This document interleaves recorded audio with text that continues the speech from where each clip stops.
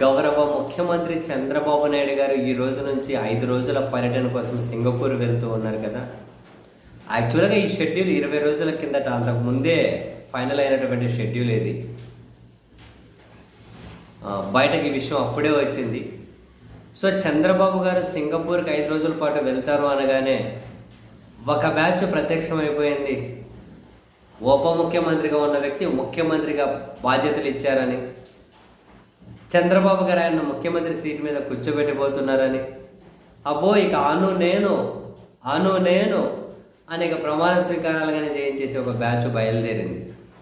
అవును, ఇందుకు ఈరోజు ముఖ్యమంత్రి గారు వెళ్తూ ఉన్నారు కదా, మరి ఉప ముఖ్యమంత్రి గారు ప్రమాణ స్వీకారం చేసే ఆ టైం ఏ టైమో మరి ఈరోజు చేయాలి కదా. చంద్రబాబు గారు వెళ్తున్నారు. అది కానీ ఆపద్ధర్మ ముఖ్యమంత్రిగా చంద్రబాబు గారు అపాయింట్ చేశారని చెప్పి వీళ్ళు తీర్మానించేశారు ఇంతకుముందు.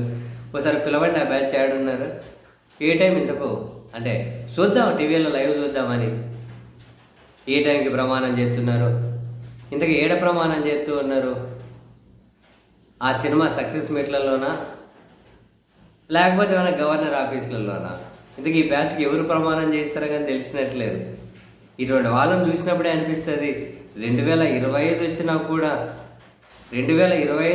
కూడా ఇంత అపర జ్ఞానులు ఉన్నారు చూడు మనసుంటే. ఇంత అపర జ్ఞానులు ఉంటే 4 ముక్కలు రానోళ్ళు కానీ సిద్ధాంతాల గురించి, విలువల గురించి గొప్ప గొప్ప మాటలు మాట్లాడుతుంటారు. ఇట్లాంటి వాళ్ళని నమ్మించడానికి నిజంగానే అనిపిస్తుంది. ఉప ముఖ్యమంత్రి అట, ముఖ్యమంత్రిగా ప్రమాణ స్వీకారం అట, చంద్రబాబు గారు బాధ్యతలు ఇచ్చిపోయినారట, ఇక తిరుగులేదంట.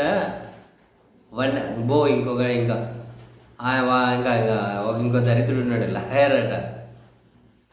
వరకే రాసుకుంటారు ఫేస్బుక్లో లాయర్ అని. మరి ఆ సెట్ కింద లాయర్ అంటే దానికైనా వేరే మీనింగ్ ఉందేమో. అదేదో సినిమాలో కదా, బ్రహ్మానందం స్వీపర్ అని అంటే, మెయిన్ స్వీపర్ అని అంటే ఎంఎస్ అని పెట్టుకుంటారు. అట్లా ఏమైనా పెట్టుకున్నారేమో. కానీ ఒక్కరోజు సీఎం అనే సినిమాలో చూసాం ఎన్ని మార్పులు తీసుకొచ్చారో. ఇక 5 రోజులు సీఎం, ఈ మార్పులతోటి జనాలు రోడ్ల మీదకి వచ్చి డీసీఎంఏ సీఎంగా ఉండాలని చెప్పి ఉద్యమాలు చేసిన ఆశ్చర్యం లేదట. అట్లా పరిపాలించబోతున్నారట.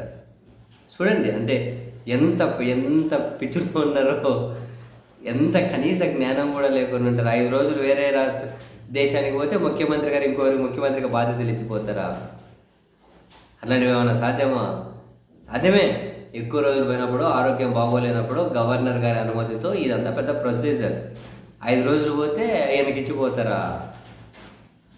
ఎందుకంటే టైం ఎప్పుడు కనుక్కోండి, ప్రమాణ స్వీకారం చేసే టైము.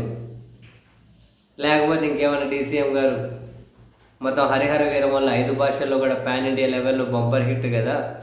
అంటే అసలు ఆ హిట్ రీసౌండ్ వస్తుంది లేండి. సినిమా థియేటర్లో టికెట్లు నెక్స్ట్ 10-12 రోజులు కానీ ఎక్కడా ఖాళీ లేవు. ఆడ చూసినా మామూలు రీసౌండ్ లేదు.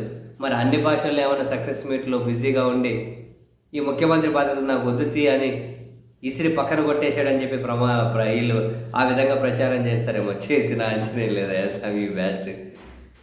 ముఖ్యమంత్రి నాకు వద్దని ఇసిరి కొట్టేశారు. ఎందుకంటే ఆ సినిమా సక్సెస్ మీట్లో అన్ని భాషల్లోనూ కని విని ఎరుగని రికార్డులు బద్దలు కొడుతుంది.